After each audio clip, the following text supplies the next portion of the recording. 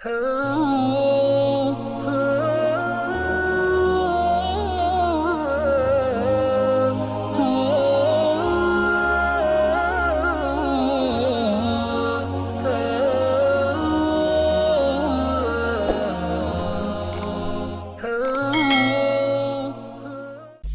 harus kita pikirkan sekarang adalah bagaimana iktikaf ini, nikmatnya ibadah ini berdampak pada perubahan.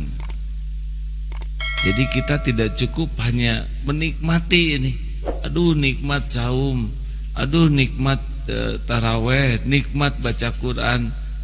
Sebab yang dilihat oleh Allah Subhanahu wa taala adalah yang zuru ila qulubikum wa a'malikum.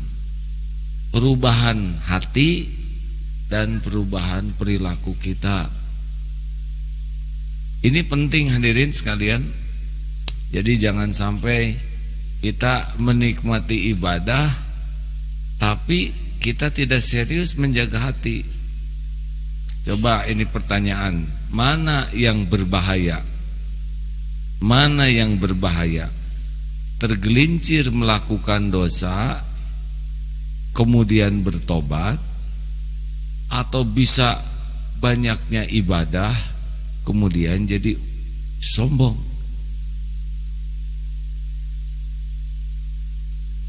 Halo? Mana yang berbahaya? Tidak itikaf kemudian malu dan tobat, banyak itikaf tapi jadi ujub dan takabur. Mana yang bahaya? Yang bahaya tuh takaburnya. Jadi mana yang berpeluang jadi sombong? Yang banyak dosa atau yang banyak taat? Jawab hadirin. Mana yang berpeluang jadi sombong? Orang punya dosa malah cenderung menyembunyikan dosanya. Pengen cepat-cepat diampuni Allah.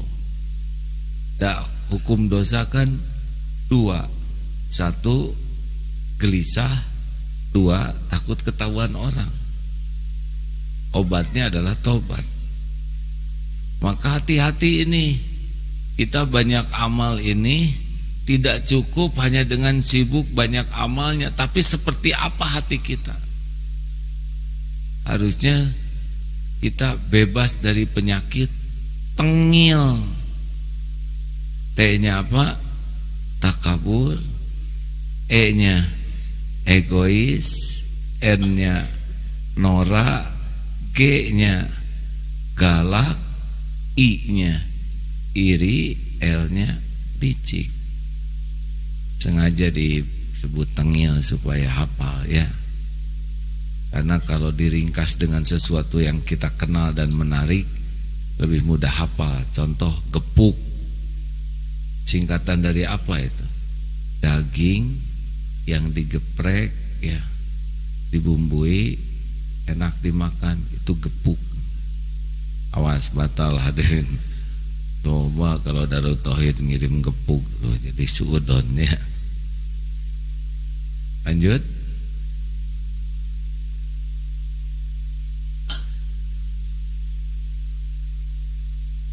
Satu yang membahayakan itu adalah T-nya ini jadi takabur. Apa definisinya takabur? Batarul haq wa ghamtun nas. Mendustakan kebenaran dan menganggap remeh orang lain. Kita taraweh, lihat teman-teman gak taraweh. Emang kita beda takdir ya gitu. Tahajud, nanya ke tiap masjid di sana tahajudnya berapa rakaat, berapa juz gitu sekarang. Oh di masjid kami taraweh itu 1 juz dan malamnya 1 juz. Beda ya. Ya. Di DT mah 2 juz, padahal dia 2 juz juga ngalengut tadi dan sangat ingin berhenti itu ya. Aduh ya imam teh keterlaluan. Mau berhenti dia malu, kiri kanannya pada berdiri, ingat. Di depan kakek-kakek lagi, di samping anak kecil pada kuat. Astagfirullah. Ya imam teh nggak punya perasaan. Jadi memang serokat panjang tapi ngedumel. Dendam hadirin. Hati-hati hadirin. Jangan sampai kita jadi ujub dengan amal kita dan meremehkan orang lain. Periksa di hati nih, seberapa banyak kita tidak suka kepada kebenaran dan seberapa banyak kita meremehkan orang lain. Itu indikasi kita sombong. Makin banyak orang yang kita anggap lebih rendah dari kita, itu makin sombong. Hati-hati nih hadirin. Saya duduk di sini, kemudian melihat atau tara robat di lemah. Nah itu teh beda hadirin. Padahal yang harus lebih banyak tobat yang bicara begini. Saudara enak tinggal duduk diam. Saya tiap patah kata ini. Tapi ada yang diam juga dosa. Bahas ya mau omong dia diam. Masih ingat bapak-bapak yang itikaf dengan anaknya, bawa anaknya ke masjid. Ternyata di masjid itu lagi pada tidur. Kata anaknya, tuh lihat pak, jam segini masih pada tidur, bagaimana pendapat bapak? Pendapat bapak mah bagusan mereka tidur daripada kamu bangun banyak ngomong yang remehin orang lain, ngomongin orang lain. Ayo kita kalau lihat orang tuh cari 1001 alasan untuk berbaik sangka dan tidak meremehkan orang. Lihat nih yang masih muda-muda, ini banyak yang muda-muda.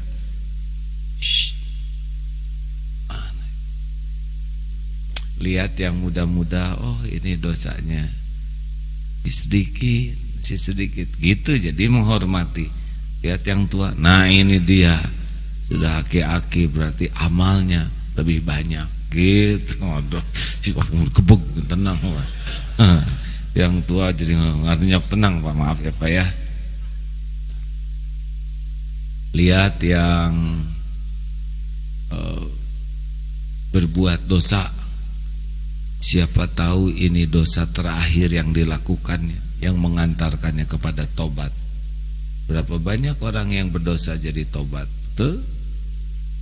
Lihat yang belum Islam, siapa tahu suatu saat Allah memberi hidayah dan menjadi orang Islam yang lebih baik dari kita. Makanya sudahlah, jangan suka banyak meremehkan. Ya. 2, egois. Ego sudah naluri kita. Contoh keluar dari sini pasti lihat sendal masing-masing, ya kan? Nah, yang egois itu maling. Dia sibuk nyari sendal orang, atau ketika nyari sendal dirinya, karena sendal dia ketindih yang lain tanpa peduli, itu egois. Hati-hati hadirin. Dalam Islam khairun nas anfa'uhum linnas. Sebaik-baik manusia itu yang memberikan nilai manfaat bagi yang lain, bukan yang sibuk mendapat. Mana yang lebih beruntung? Yang bersedekah, yang disedekahi? Cik atuh jawab hadirin, ini Ramadan. Yang bersedekah atau yang disedekahi? Ini malam 27 nih ya. Harus kelihatan dari pelupuk mata kan. Kalau yang cenghar pasti itikaf ya enggak. Ciri-cirinya pejuang semalam suntuk sekarang lagi ngantuk ya, melanjutkan tidur yang semalam.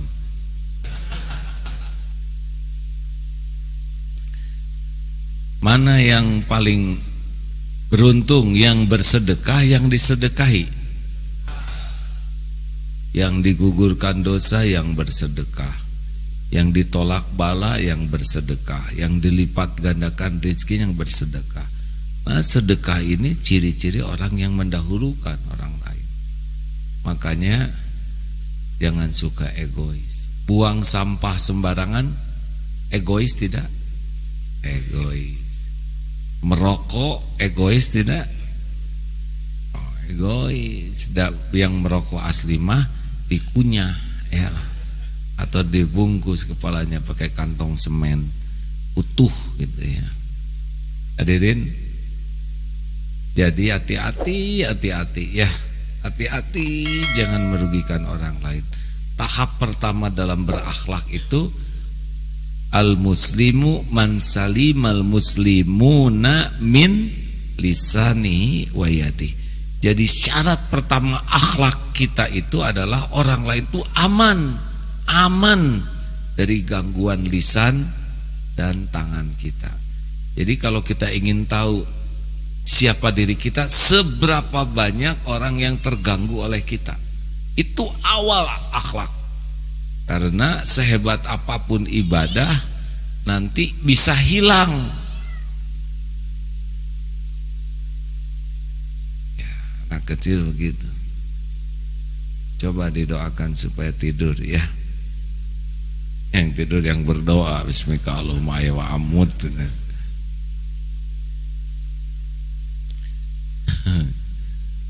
Jadi sampai di mana baru santai nih? Ciri-ciri itikaf kan begini ya. Sampai di mana barusan? Nah, hati-hati nih, hati-hati. Saya egois tidak. Karena orang-orang yang egois itu tidak akan pernah disukai dalam hal apapun. Dan orang yang dimuliakan itu justru yang mau berbuat. Ini klasik ya. Saya lagi tidak nyari contoh yang lain, contoh yang ada saja. Duduk di bis, tiba-tiba datang wanita hamil, lalu pemuda ini langsung berdiri. Ibu, silakan duduk. Apa yang terpikir? Senang atau sebel? Enak atau enek lihatnya? Sederhana, mengalah untuk yang lain. Semua senang. Padahal dia berdiri sudah sampai ya.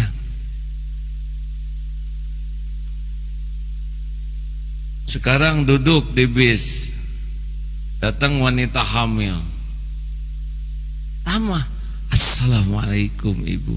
Waalaikumsalam dek. Ibu hamil ya? Ye, emang saya segede ini bawa apa? Itu berapa bulan bu? Ini 8,5 bulan dek. Masya Allah, pantas gede banget ya bu. Berat enggak sih bu hamil tuh?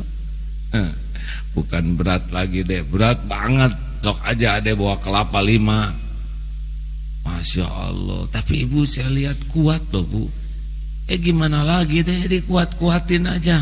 Bu, ngomong-ngomong ibu mau nggak punya anak yang kuat? Ya pastilah dek. Bu, anak yang kuat lahir dari ibu yang kuat berdiri. Coba rasa-rasain, enak atau enek lihatnya kan? Nah, senang atau jadi sebel? Dia senyum, dia salam, dia sapa, dia sopan, tapi kenapa sebel? Jawab, karena egois, tidak santun. Nih, saya mengulang aja ya. Pokoknya yang udah tahu sok tidur ya. Tukang jeruk harganya 17.500. Ini ilmu penting nih ya. Harga 17.500. Pembeli yang pertama, berapa nih jeruk bu? Mang, 17,5. Mahal-mahal amat. 5.000 ya. Aduh bu, ibu teh pulang itikaf tapi kejam gini. Nggak mungkin atau bu, 5.000 modalnya aja 15. Caks ya 15. Harga 17,5 diberi 15. Yang kedua datang lagi, berapaan ini? 17,5. Saya beli sekilo. Harga 17,5 dibayar 17,5. Yang ketiga, berapa nih Pak? 17,5. Ya, saya beli sekilo. bayar 20. Ini kembaliannya gak usah. Ini kembalian gak usah, gak apa-apa, buat nambah bekal anaknya. Perhatikan, mana kira-kira yang bahagia? Bayangin wajahnya. 1, 2, 3. Sudah nggak lihat, tapi bisa merasakan aura bahagianya, benar? Mana kira-kira yang didoakan banyak oleh tukang jeruk? 1, 2, 3. Tahu kita bahwa kalau kita berbuat baik tuh akan ada balasan, minimal doa. Mana kira-kira yang mulia akhlaknya? 1, 2, 3. Mana yang disukai Allah? 1, 2, 3. Semuanya tahu. Mana yang paling disebelin? Tukang jeruk. Tahu, saudara juga tahu ya. Nah sekarang pertanyaannya, saudara, bapak, ibu, yang mana? Nggak ada yang jawab gini. Ayo tadi mau cenghar 3. Kenapa giliran ditanya dirinya sendiri malah nyengir?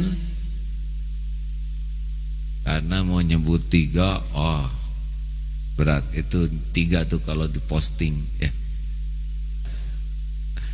2 kadang-kadang kalau lagi ada duit, dominannya yang mana? Nah begitu. Dan nawar tuh nggak pernah senyum. Nggak ada orang, berapa ini? 5.000 ya? 5.000 tuh nukiamon gitu.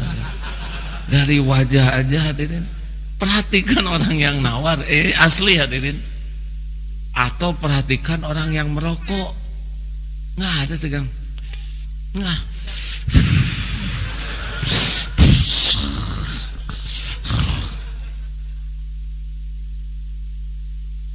Ya kan? Coba nanti lihat yang ngerokok, sugan ceria gitu. Orang liar hirup deh.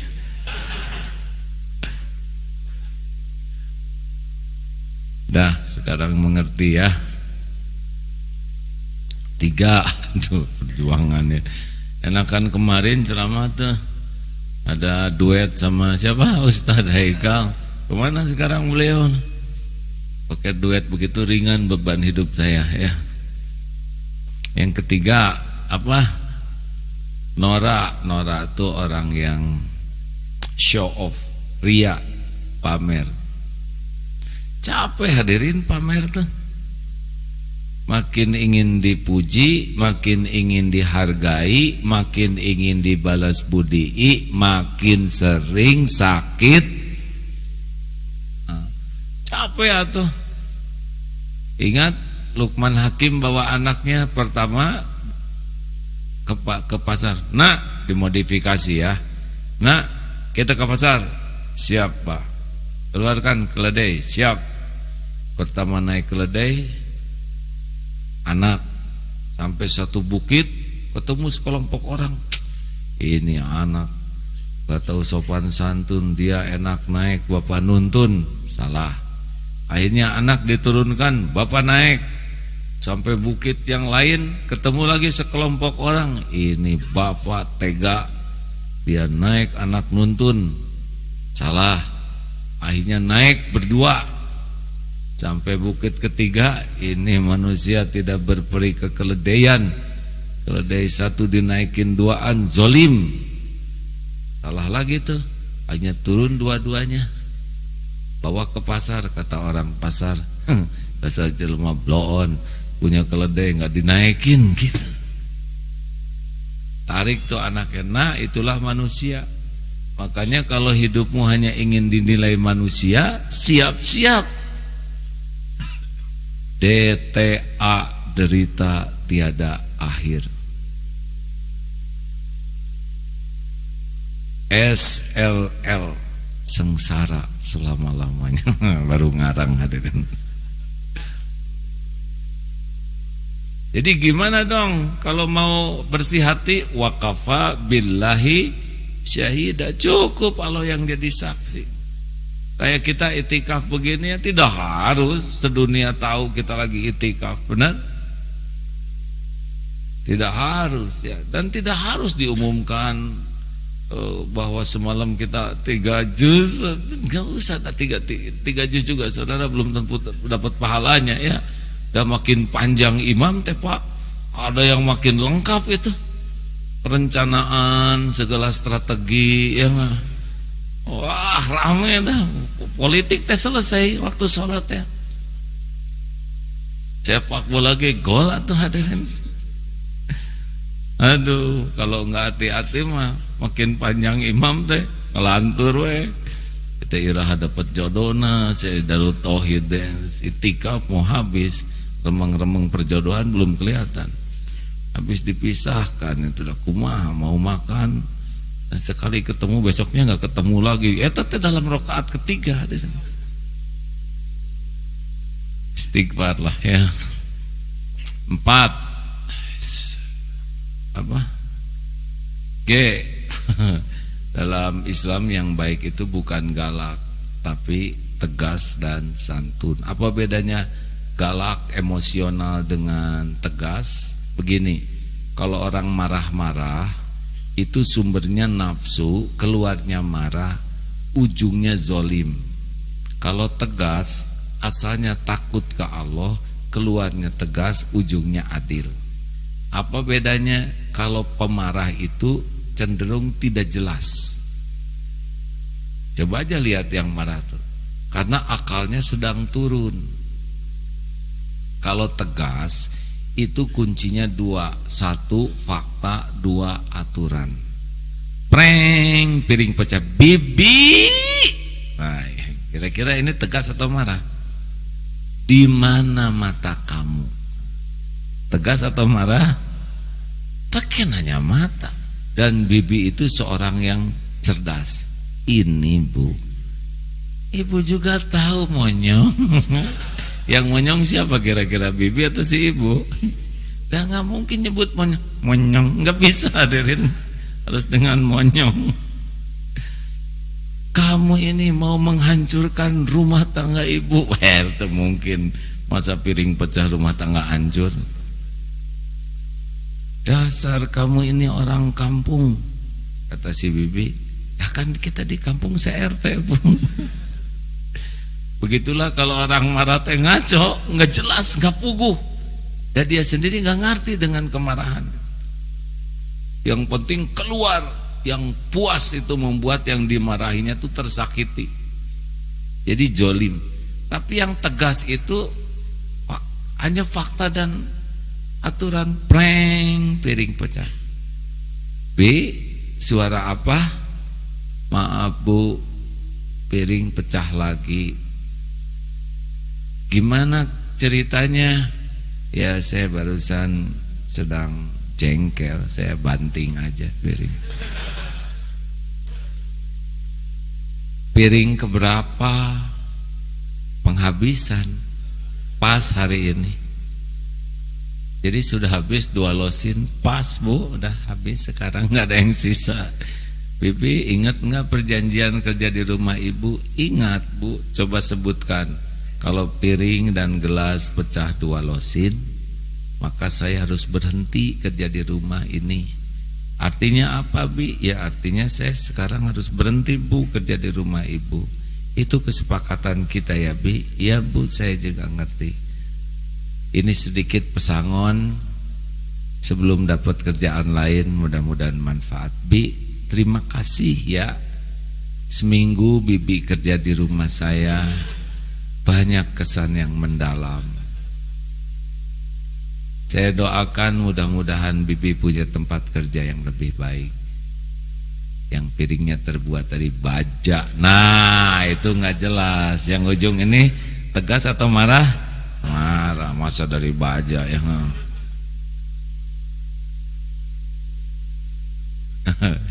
Teori mah gampang, hadirin. Saya lagi ingat diri saya sendiri. Kalau lagi jengkel udah kemana we pikiran. Ada Bapak marah ke anak, dasar anak monyet. Berarti bapaknya monyet sejati. Itu kalau marah mah nyambung hadirin. Maka yang baik itu tegas dan santun. Yang keberapa sekarang? Cepat selesai lah. Yang kemana? 5. Efek etikaf kan begini. Aduh. Satu apa? Takabur, solusinya tawadu, obatnya. Yang kedua, egois, solusinya bermanfaat, makin banyak manfaat. Yang ketiga, nora, solusinya ikhlas. Yang keempat, galak, solusinya tegas dan santun. La tagdob walakal jannah. Yang kelima, iri. Iri itu SMS. Syusyah, melihat orang lain senang, ya, senang, dan senang melihat orang lain syusyah. Temen naik pangkat, dia naik tensi, ya. Bila hati kian dengki, tak rela teman berprestasi, tak pernah mau memuji, hanya bisa mencaci.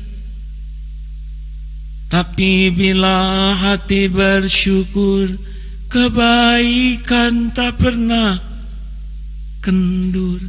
Walau tidur tak pakai kasur, hati tetap merasa makmur. Jaga. Semangat, semangat hadirin. Kau kotori lentera hidup ini. Semangat ah. Jangan kau nodai, jagalah hati cahaya. Bila hati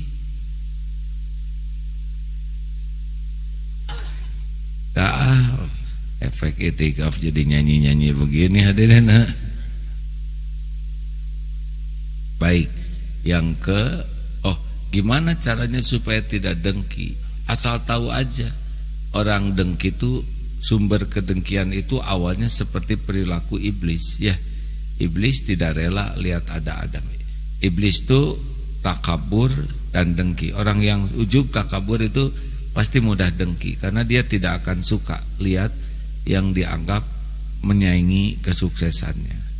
Asal tahu saja, orang dengki itu dia yang zolim, tapi dia yang celaka.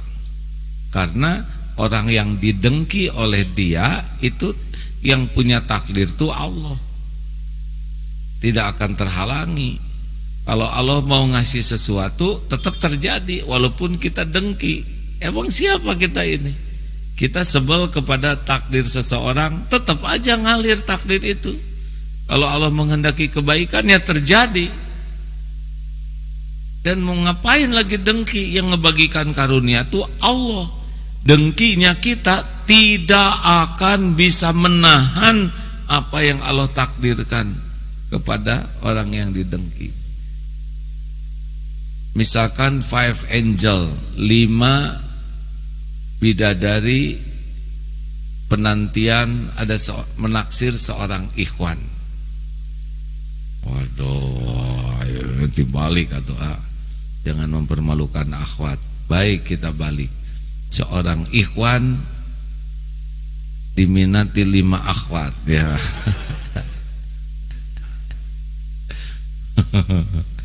Ngeganggu ya, Maya. Itu takdirnya Allah yang ngatur. Dan sebel juga tetapnya terjadi. Dan ingat, jangankan satu angkatan, seibu sebapak aja itu tiap orang punya garis takdir masing-masing. Benar? Coba nanti lebaran lihat, semacam-macam. Seibu sebapak beda-beda, postur beda, bakat beda, hobi beda. Benar? Rezekinya juga beda. Dan yang pasti beda itu jodohnya, ya, itu juga beda. Jadi kalau nanti lebaran tidak usah ngebanding-banding. ada coupling masing-masing. Ini reuni, mau reuni dengan teman-teman SMP, pas dilihat beda-beda tuh. Di SMP-nya sama. Sekarang emang udah tua, ada kesamaannya ya, nini-nini dan aki-aki. Tapi profesinya beda. Ada yang jadi dokter, jadi pengusaha, ada yang jadi tentara. Dan yang tidak diduga adalah yang ini. Ternyangka dekat tinggali sama sekali si Agim bakal jadi kiai. Makanya banyak yang minta maaf, yang banyak ngejailin saya dulu, yang takut kualat sekarang.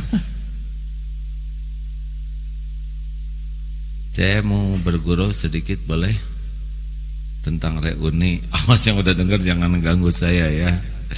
Pokoknya saya mau cerita aja, yang udah dengar tidur. Jadi ini sudah lama lah, tamat SMA 45 tahunan. Si kakeknya lihat Facebook, alah Facebook ini ada punya teman-teman namanya sama. Waduh, langsung tadi kontak, teleponin. Hei cewek-cewek, kan dulu nyebutnya gitu, kita reunian yuk. Ayo, telepon ada beberapa. Oke, nanti gue jemput. Di mana? Ya di depan mall. Siap, ini namanya Bang Jo. Pokoknya dulu paling keren lah ya, waktu SMA tuh ya. Sampai ke mall itu udah muter sekali, muter 2 kali, 3 putaran. Cewek-cewek, di mana lo? Katanya, saya udah 3 kali muter nih. Ada bang, kita di depan mall, di depan pintu. Wah, nggak ada. Paling juga tadi ada nenek-nenek 3. Lah itu kami. Emangnya kami pakai seragam SMA?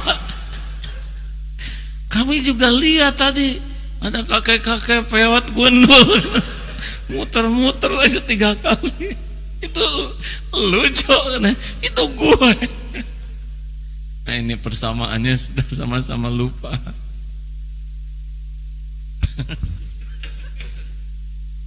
Kebayang itu. Ini saya mau reuni SMP, susah ngebayangin kayak gimana teman-teman sekarang ya. Yang kebayang mah tetap ya wajah-wajah SMP, pasti shock nanti ketika. Tapi saya persiapan dengan kisah ini hadirin. Halo. Udah, ini siapa yang ceramah teh? Ada Ustadz Mulyadi. Alhamdulillah. Udah segitu aja. Pokoknya mah jangan licik ya. Ibu, Bu, dengerin nih, bapak-bapak, apakah bapak mau punya istri yang jujur atau licik? Apakah bapak ingin istrinya jujur? Walaupun bapak, ini masalah ya, orang tidak jujur aja senang sama orang jujur. Bahkan katanya penjahat itu nyari temannya yang jujur loh. Lu harus jujur loh sama gue, kata raja penjahat. Saya kata, tapi kan kita penjahat bang. Yang penting tuh jujur, tahu gitu kan. Betul? Betul. Oh betul sih pak, kayak yang berpengalaman. Bu, ibu, apakah ibu mau punya suami yang jujur? Yang jelas bu, mau atau tidak? Mau? Dengerin tuh pak. Apakah ibu siap kalau suami ibu mengutarakan keinginan yang sejujur? Nah, ini masalah terbesar di negeri ini pak. Suami berharap istrinya jujur padahal dia enggak. Istri ingin suami jujur, giliran suami jujur dikaplok. Terima kasih hadirin sekalian. Ustadz Mulyadi siap? Mana Ustadznya, ada enggak? Separuh ewang ya. Kawan-kawan, sesudah jam 6 ini tetap stay di sini. Udah itu juga diskusi lagi ya.